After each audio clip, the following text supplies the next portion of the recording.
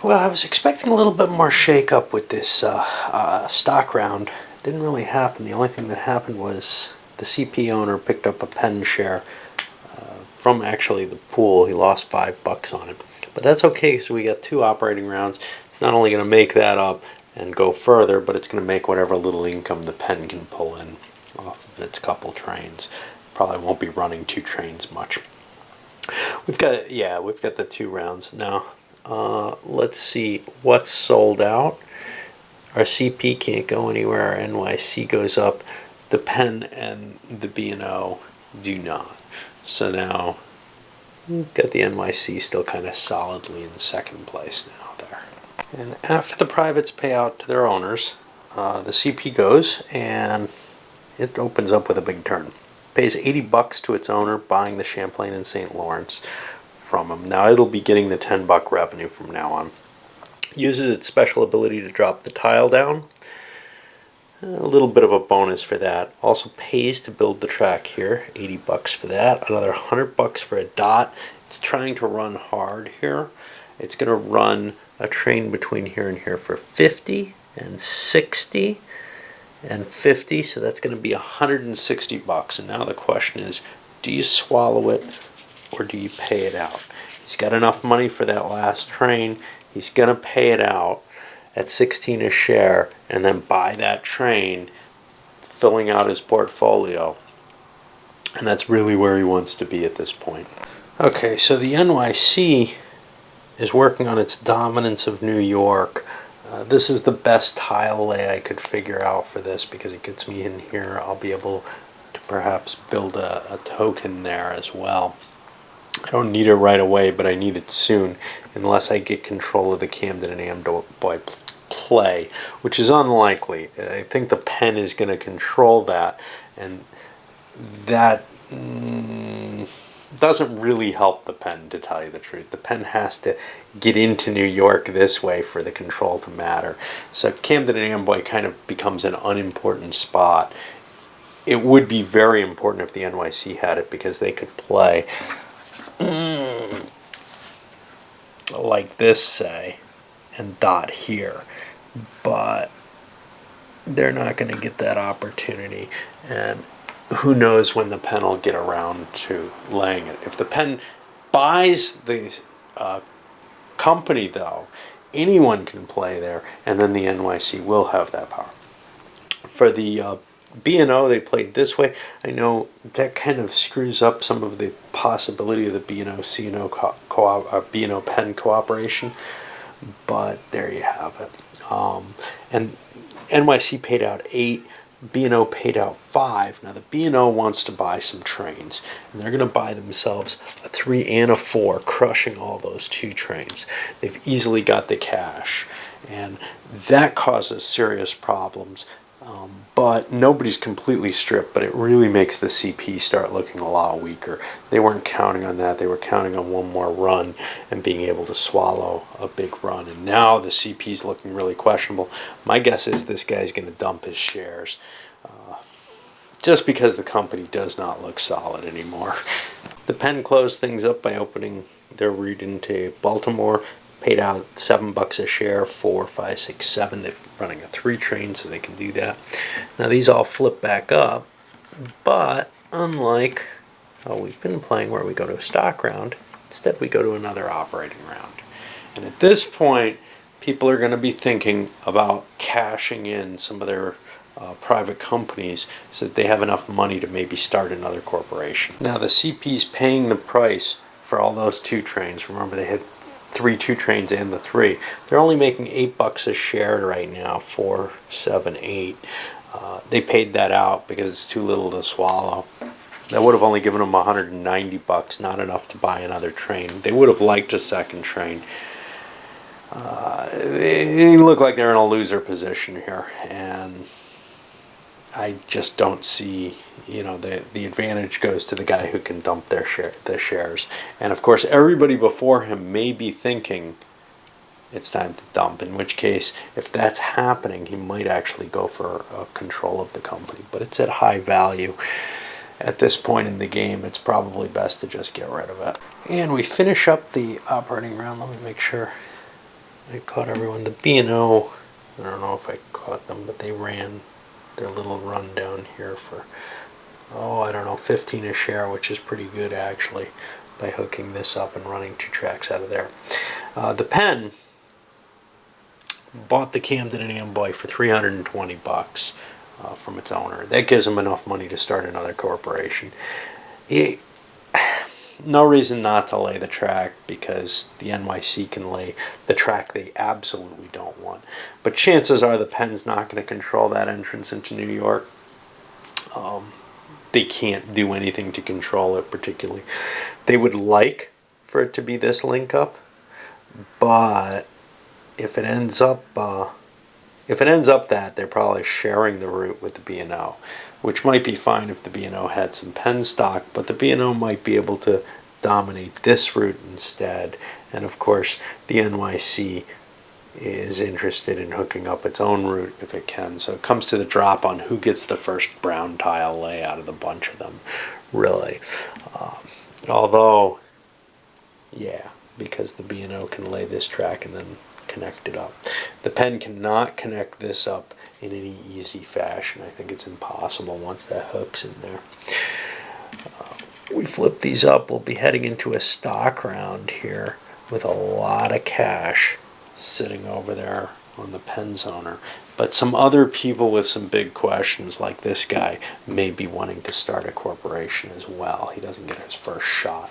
The NYC owner, secondary owner, he's in a nice position right here. But he's got the first choice of a new company if he wants to jump in on it. And he probably has enough capital to run a new company. And he probably wants one with the D&H here. The D&H has been cut off from New York. It's really unlikely, it's impossible that somebody's going to hook up New York to the D&H. So it's become kind of valueless in terms of what you'd really want to do. You'd want to, say, hook it up with the NYC and have laid different track. You'd actually kind of want this track, I think. No, I don't remember what it is. Anyway, there's this nasty hookup you can do between the NYC and the D&H, and it's really, really potent, but it never happens. We engineered it in one game. So there the question is, do you hold on to this very good company in the shares, or do you jump in and try to make your big bucks now? Because if you don't start a company soon, you're probably not going to get the bonus of the double five trains. I don't know. But I think he's going to hold because there just aren't a lot of options. We'll see where we end up after the stock round. Well, it looks like this is going to be the interesting turn. The priority deal player dropped the Canadian Pacific in Pennsylvania to start the New York, New Haven, and Hartford. He had just enough money to start it up at significantly more, but to start it at $71. He looked to the NYC owner and kind of said, "Hey, you want to start the B&M together?" Nah. You want to start the NYNH? Yeah. But here's the problem. It might behoove this guy to deny me the new railroad rather than to help with it. So I want to make sure I can get it floated with my own capital, because everyone else probably will not be interested in helping it. There are going to be enough interesting shares out there and other companies like the B&M which could compete directly with it. The problem, I'm starting it at 71, which means I may not get the dot here. The B&M may get the dot, which is the route to 2 New Yorks, essentially. NYNH starts in New York and can hook in here and get that one. So it's not necessarily bad. It's the safer of the two for them. And indeed, we are going to be seeing that the Pennsylvania owner sold off nothing. He had so much money from the CNA. He's going to start the B&M at 82. Now, he could have sold a share of Penn, and that might have changed his value. Let's see if that allows him to go up to the highest level. Not quite.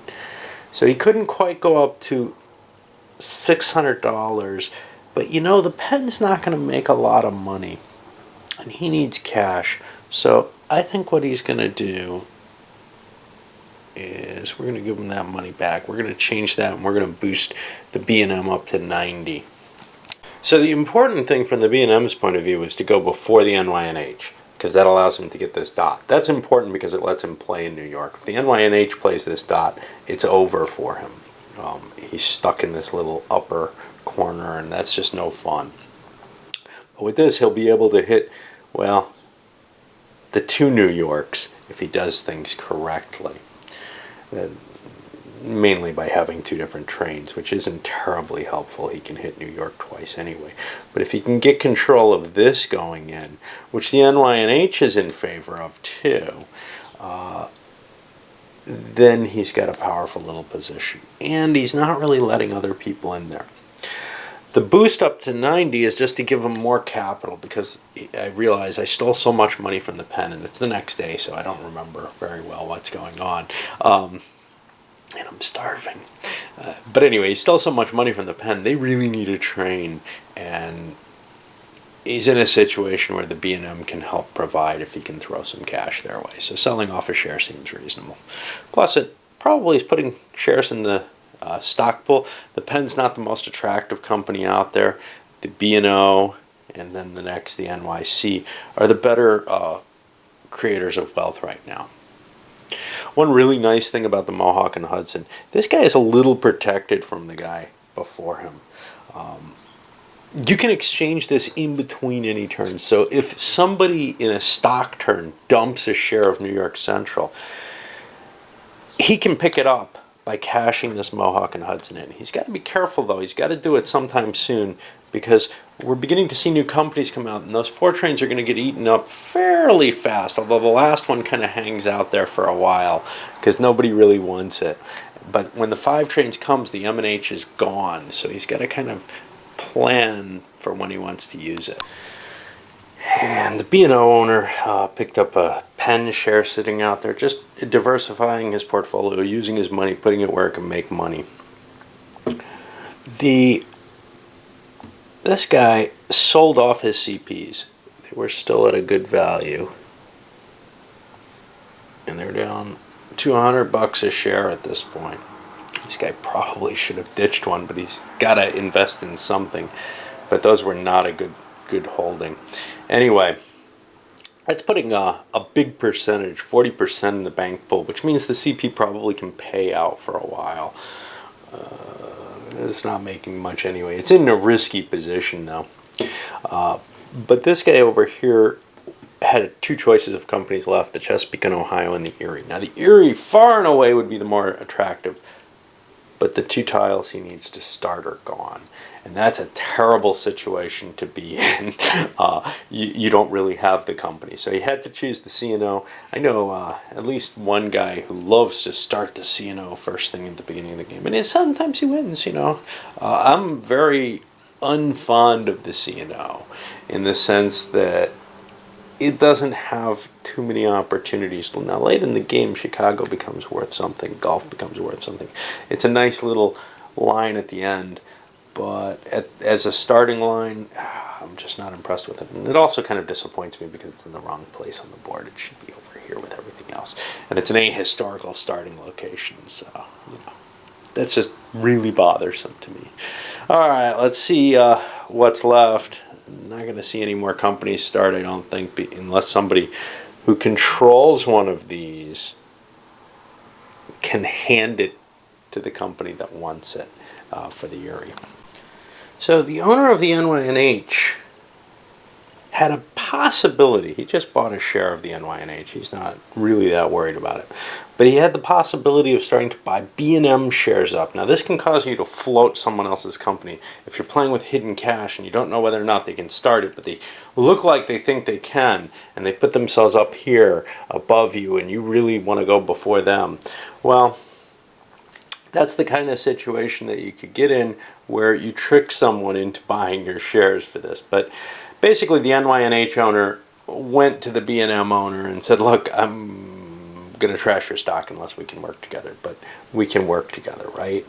And the B&M owner is willing to cooperate there, because the alternative really is, if they weren't, the NYNH would buy up B&M stock, but the B&M owner would buy up NYNH stock, and then they both sell them and drop the price. I've seen this kind of fighting happening. It usually doesn't do any good quite often, and it's just going to bring both of them down. So if they agree to work together and see a possibility for that. Now the NYC owner can probably throw some wrenches in that, and we'll see how that works out. I think we had actually a fairly simple stock round there. It could have gotten a lot uglier, even though we have 3 companies started. What we didn't see, for example, is no one ditched their 6th share, giving up priority to the guy in front of them in order to buy something back that works well. Now, this guy couldn't because he sold CPs and pens, but the pen owner could have dumped a share of B&M. That puts one in the bank pool. Nobody's really interested. Drops his price, which is kind of iffy, but probably not too big a deal. And allows him to pick up a performing share. Now, he couldn't pick up a pen, but he could have picked up a CP. He could have picked up the last B&O, which is a valuable commodity. There's people now invested in 2 shares of the B&O. Always a dangerous thing to have 2 shares of someone else's company, but this still has money. It's got a couple of trains, and the owner doesn't look like he's got another company coming to him. He certainly doesn't own another company, and he doesn't have any real way of wrecking that company. He wants to run it well as he can. So there's sort of a trust that you won't end up with the company. And sort of the opposite case of the CP, which might be worth holding 2 shares because it's his only company and he may not get another one, although holding priority deal is important because that might give him the opportunity to buy the final company, the Erie. And he kind of needs it. The CP's in really iffy shape. And he might just float it even if he can't hook up the track to steal its money.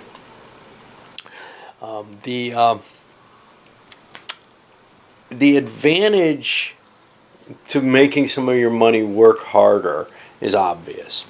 The disadvantage of handing the priority deal, not such a big deal, to tell you the truth. If you just started a company, this guy doesn't want to do it because he's holding the NYC, and he would be handing it to the very wrong person. But this guy throwing away a share of B&M might not be that bad a choice. There's a lot of flexibility to tossing a share in that sense. And likewise, this guy could toss a C&O and get a working B&O. But here's where the thinking's starting to come in. Does train order matter? So let me just back up and think about that last round, because certainly for the C&O player, it's not even going to hurt him in priority. The B&M player, does he want to do it?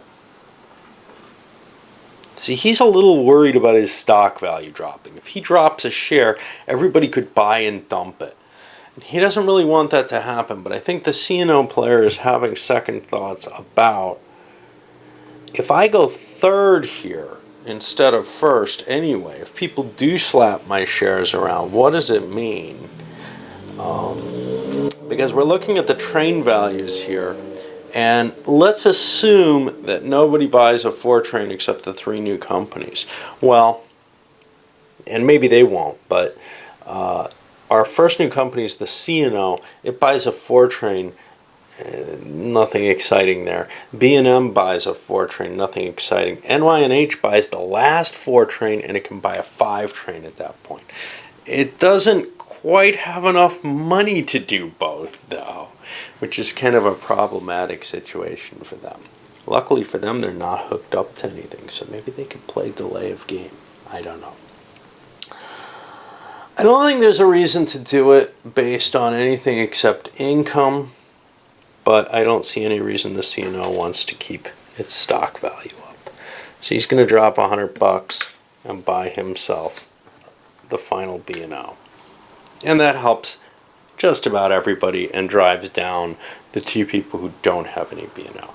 So at the end of the stock round, what goes up? Not the CP anymore, but the NYC does, the B&O does, and none of the new ones, and the pen does not.